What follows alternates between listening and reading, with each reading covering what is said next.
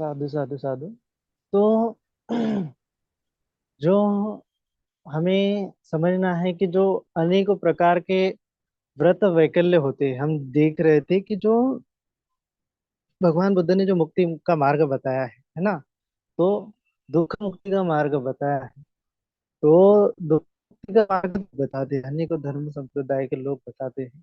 लेकिन उनमें जो है कि अनेक प्रकार की जो थियरीज जनरेट करते हैं, उनका जो जो दर्शन होता है, उस दर्शन में क्या होता है कि ये चीज करो तुम्हें मुक्ति मिल जाएगी, वो चीज करो तो तुम्हें मुक्ति मिल जाएगी, और किसी एक चीज में वो क्या हो जाते हैं, फंसने लगते हैं। और फिर वो किसी की पूजा करो तो तुम्हें मुक्ति मिल जाएंगी, फिर वो अग्नि की पूजा करने लगते हैं। जैसे भगवान के समय में भी तो अग्निहोत्री होते थे, अग्नि की पूजा करने वाले लोग होते थे, पहाड़ों की पूजा करने वाले, नदियों की पूजा करने वाले, पत्थरों की पूजा करने वाले लोग होते थे ना। तो उनका मानना था कि इस प्रकार की पूजा करके हम मुक्त हो जाएंगे, और वो दिन रात उसी में चलते, उसी में वो पूजा करते थे, है ना। तो उसी को भगवान ने कहा है कि इसको शील परामर्श कहा जाता है। और फिर वो नदी में स्नान करके मैं मुक्त हो जाऊंगा, नदी में स्नान करके मैं शुद्ध हो जाऊंगा। तो इसी प्रकार से वो सोचते हैं कि कोई तो भी एक क्रिया करने से मैं शुद्ध हो जाऊंगा, है ना। लेकिन क्या होता है कि इस प्रक्रिया में क्या हो जाता है, वो शील व्रत परामर्श में फंस जाते हैं। शील व्रत परामर्श माने कि जो व्रत है ना, शीलों को शील व्रत माने कि जो व्रत वैकल्य आज की भाषा में हम करेंगे, है ना। उपवास करते हैं, रहते हैं दिन भर, जो बिना पैर के, बिना चप्पल के चलते हैं, और अनेकों प्रकार मान्यता, है ना, वो मन्नत मांगते हैं। तो ये जो व्रत वैकल्य है, वो एक्चुअली क्या है कि शील व्रत परामर्श में आ जाता है। ऐसा शील व्रत परामर्श में क्यों आ जाता है? क्योंकि वह जो करने से मुक्ति मिल जाएंगी, लेकिन मुक्ति जो है, समझो नदी में स्नान करने से कोई शील व्रत परामर्श का जो हर रोज जाके वो मानता है कि मैं नदी में स्नान कर जाऊंगा तो मैं मुक्त हो जाऊंगा, तो वो सुबह शाम नदी में स्नान करता है ना। या फिर तो नदी में स्नान करने से उसका शरीर शुद्ध हो जाएगा, उसका चित्त तो शुद्ध नहीं हो जाएगा ना, चित्त तो मैला का रहेगा। तो चित्त शुद्ध जब तक नहीं होगा, चित्त शुद्धि का जब तक मार्ग नहीं पता चलेगा, तब तक जो कुछ भी क्रिया की जाती है वो क्या हो जाएंगी, शीलव्रत परामर्श के अंडर में आ जाएंगी, है ना। ये काम कर रहा हूँ, मैं पूजा कर रहा हूँ, पूजा से मेरा जो है मैं मुक्त हो जाऊंगा, परिशुद्ध हो जाऊंगा। लेकिन परिशुद्ध होने का जो तरीका है, वह क्या है कि जो प्रज्ञा से उत्पन्न होता है ना। और शीलवत परामर्श ये जो केवल रिचुअल्स में नहीं होता, केवल ध्यान में भी अनेकों प्रकार के शीलवत परामर्श हमें देखने को मिलते हैं। फॉर एग्जाम्पल, जब सिद्धार्थ गौतम थे, है ना, भगवान सिद्धार्थ गौतम थे, तो उन समय में उन्होंने सातक कठोर तपश्चर्या की। तो उस तपश्चर्या में अनेक प्रकार के वो क्या करते थे, व्रत को धारण करते थे, है ना। जैसे कि जो कांटों की शैया पे सोना था, या फिर ठंडे पानी में जाके नदी में तपश्चर्या करना था, गर्मी में रेगिस्तान में जाके धूप में, कड़ी कड़कड़ा धूप में तपश्चर्या करना था। तो ये करने से और शरीर को पीड़ा देने से मुक्त हो जाऊंगा, तो ऐसी भी धारणा थी, आज भी बहुत सारी ऐसी धारणा चल रही है। तो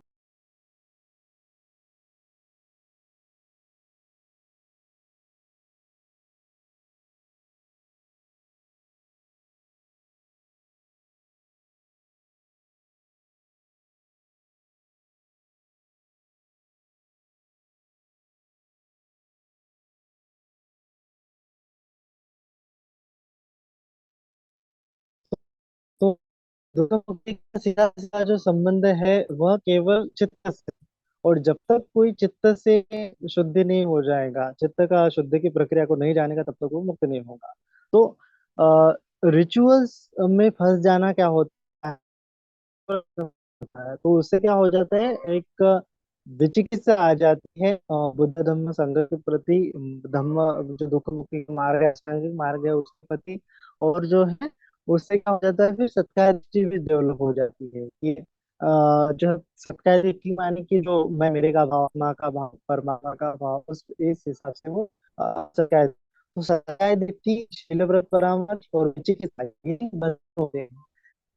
तो जो तीन बंधन है, ये तीन बंधन क्या है कि अविद्या का पहला चरण है ना। तो ऐसे 10 जो है संयोजन होते हैं। निर्वाण में क्या होता है कि 10 प्रकार के संयोजन होते हैं। तो पहली अवस्था में, श्रोतापन्न की अवस्था में, तीन संयोजन नष्ट हो जाता है, कायदेठी, विचिकित्सा और शीलव्रत परामर्श। तो ये तीन संयोजन जब तक नष्ट नहीं हो जाएंगे, कोई व्यक्ति श्रोतापन्न नहीं कहलाएगा, है ना। तो इसीलिए हमें ये बहुत अच्छे से समझना है कि ये तीन संयोजन को नष्ट करने के लिए अनेकों प्रकार से हमें प्रयास करना है। तो जो हम पालन कर, जो जो चित्त शुद्धि की भावना है वो हमें प्रज्ञा से करनी है। तो जब तक प्रज्ञा के सहारे हम जो मार्ग है, जो आर्य अष्टांगिक मार्ग है उसको नहीं समझ पाते, जो शील समाधि प्रज्ञा है भगवान ने बताई उसको नहीं समझ पाते, तब तक हम इन शीलों में प्रतिष्ठित नहीं होने वाले हैं। और जब तक हम शीलों में प्रतिष्ठित नहीं हो जाएंगे, तब तक हम श्रोतापन्न की अवस्था तक नहीं पहुंच पाएंगे, है ना। तो श्रोतापन्न अवस्था में हमें तीन चीजें त्यागनी पड़ती है ना। कौन सी तीन चीजें त्यागनी पड़ती हैं? सत्काय दिट्ठी, विचिकित्सा और शीलव्रत परामर्श। और तीन चीजें, चार चीजों को हमें क्या करना पड़ता है? धारण करना पड़ता है। तो चार चीजें कौन सी है जिसको हम धारण करने से ये तीन चीजें छूट जाएंगी? तो चार चीजें ऐसी हैं, वो जो है बुद्ध के प्रति श्रद्धा, धम्म के प्रति श्रद्धा और संघ के प्रति श्रद्धा, और उसके बाद जो है शीलों में प्रतिष्ठित होना। तो ये चार चीजें हैं। तो चार चीजें अगर आप भावित कर रहे हैं, बुद्ध के प्रति श्रद्धा, धम्म के प्रति श्रद्धा और संघ के प्रति श्रद्धा, अटूट श्रद्धा, और शीलों में प्रतिष्ठित हो जाना। अटूट मतलब कि जब तक शीलों में इतना प्रतिष्ठित हो जाना कि उसमें पूरी तरह से मतलब जो जो आज से लेके मृत्यु तक, या फिर जब तक जिंदा है, जीवित है, तब तक क्या है, एक भी शील नहीं टूटता। पांच शील है, जो पांच शीलों में एक भी शील नहीं टूटता। तो इसी प्रकार से श्रोतापन्न व्यक्ति का जो व्यवहार होता है, शीलों में प्रतिष्ठित होता है और श्रद्धा होती है, बुद्ध के प्रति, धम्म के प्रति, संघ के प्रति। तो ऐसा क्यों होता है कि उसकी श्रद्धा बुद्ध के प्रति, धम्म के प्रति, संघ के प्रति उत्पन्न हो जाती है? तो वह जो है श्रद्धा उत्पन्न होने का कारण उसका होता है अनुभव, है ना। तो अनुभव उसका आ जाने से जो अनित्य का अनुभव आ जाता है, उसको दुख का अनुभव आ जाता है और अनात्म का अनुभव आ जाता है। तो विपස්සना का जब उसको अनुभव आता है, तो वो अनुभव के आधार पर कहता है, ये अनुभव के आधार पर कहता है कि हाँ, यह जो है स्वाक्षातो भगवता धम्मो, ये भगवान ने जो है भली भांति धम्म बताया है कि जो हमें दुख मुक्ति की राह पर ही पहुंचाता है। ये जो है धम्मं शरणं न अन्यपि शरणं, कि धम्म के अलावा दूसरी कोई शरण ही नहीं है, ऐसा वो समझता है। वह समझता है, अनुभव के आधार पर समझता है, ऐसा नहीं कि केवल बुद्धि के आधार पर समझता है। जब अनुभव के आधार पर समझता है कि हाँ, यही दुख मुक्ति का मार्ग है, यह जो है दुख है, दुख का कारण तृष्णा है, तृष्णा को मैं अनित्य, दुख और अनात्म जान के उससे छूट सकता हूँ।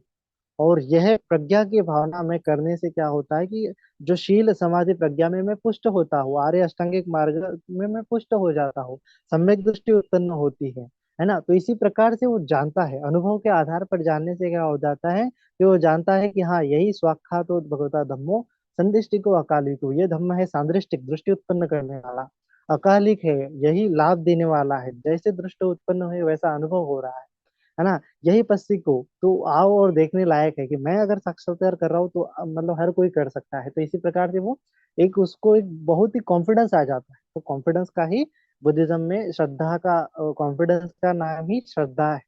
तो कॉन्फिडेंस आने से वो इस प्रकार से जानता है कि ये धम्म क्या है, मुझे पूरी तरह से जो आगे की जो 10 संयोजन है वो भी खत्म करने के लिए सहायक होगा, है ना, पूरी तरह से अविद्या खत्म करने के लिए सहायक होगा।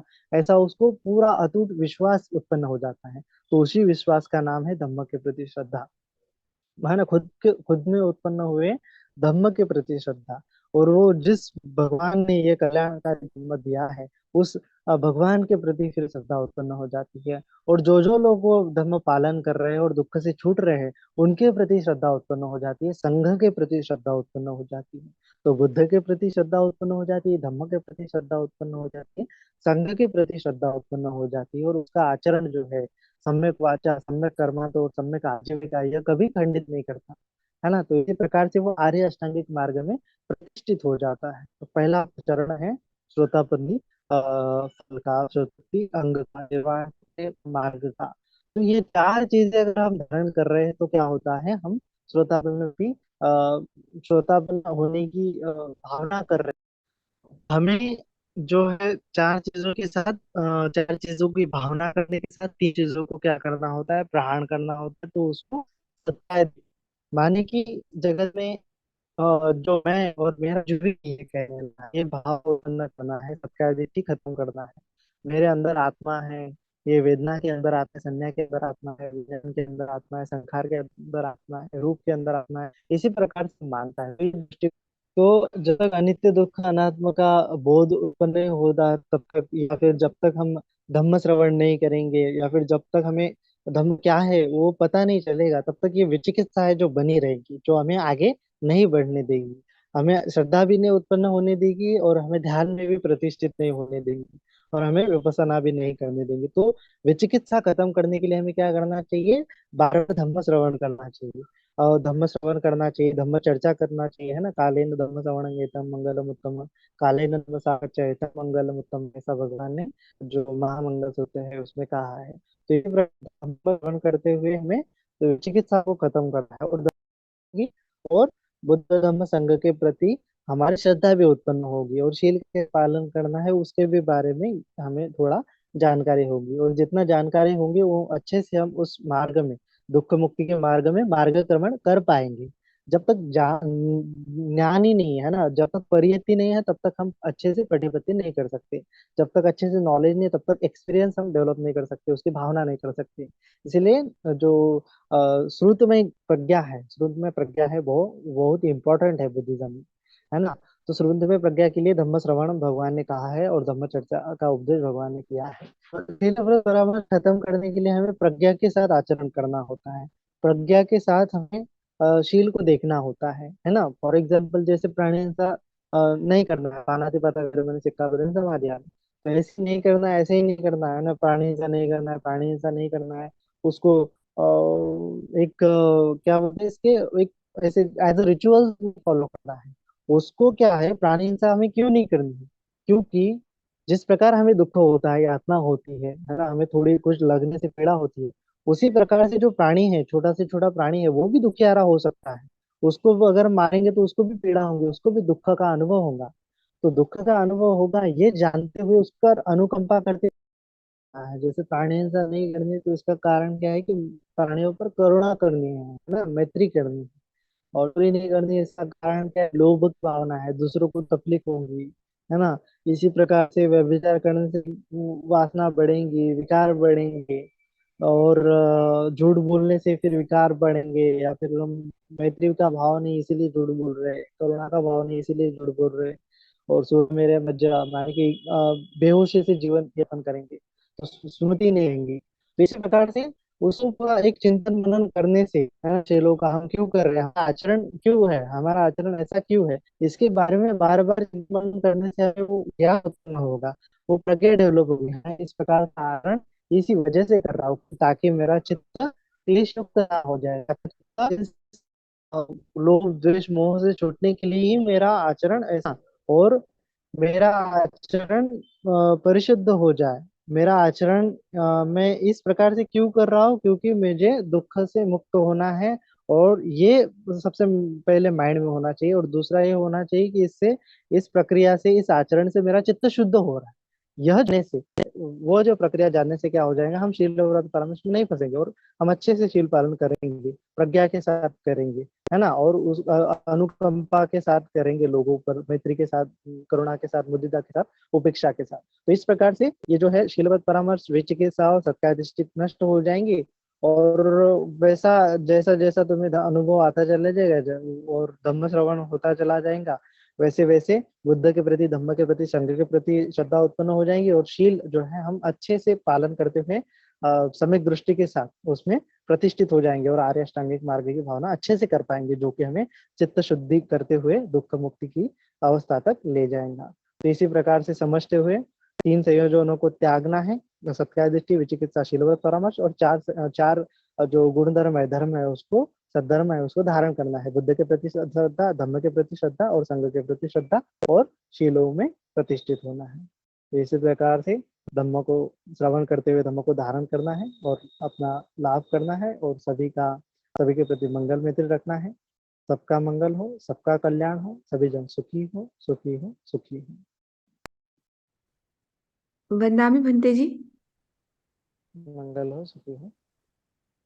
भंते जी, जो आपने 3 निवरण बताए हैं, हम्म। चीलवत परामर्श समझ गया, विचिकित्सा भी समझ गई, पर सत्काय दृष्टि नहीं समझ में आया। थोड़ा सा एक्सप्लेन। सत्य दृष्टि का माने कि वही है कि जो इस काया में मैं हूँ, मेरा है, मेरा आत्मा है, इस प्रकार से मानना है, तो उसको ही सत्य दृष्टि कहा है ना। पुष्ट भी है अपने शरीर में और इस मन में पुष्ट भी है, इस प्रकार से वो फंस जाता है फिर उसमें, और उसको ढूंढने लगता है, फिर उसको आत्मा मानने लगता है, उसकी परमात्मा हम ईश्वर मानने लगता है, तो उसको सत्य दृष्टि कहा है। लेकिन सत्य दृष्टि जैसा कुछ होता नहीं है, ऐसा भगवान ने कहा है। तो ये तो केवल नाम और रूप का प्रपंच है। तो नाम के कारण रूप है, रूप के कारण नाम का पर्टिकुलर एग्जिस्टेंस नहीं है, दोनों का अन्य मन्य पच्चय है, एक दूसरे पर आश्रित है ना। ये जस्ट लाइक हार्डवेयर है तो सॉफ्टवेयर है, सॉफ्टवेयर मतलब सॉफ्टवेयर का एग्जिस्टेंस हार्डवेयर की वजह से, उसी प्रकार मन का एग्जिस्टेंस और ये शरीर की वजह से। तो ये प्रोसेस समझ में आ गए तो उसकी सत्ता दृष्टि खत्म हो जाती है। तो जो अनात्म की भावना करने से सत्ता दृष्टि खत्म होती है ना। ठीक है ठीक भंते है। जी। साधु साध साध।